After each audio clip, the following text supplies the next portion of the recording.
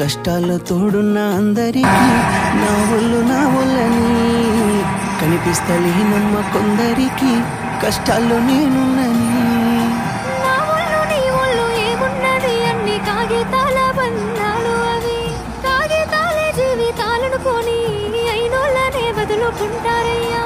బాగుంటే 10 మంది వస్తారయ్యో చుట్టాలే మన ఇంటికి, లేకుంటే వదిలేసి పోతారయ్యో అయినోళ్ళే ముమ్మాటికి.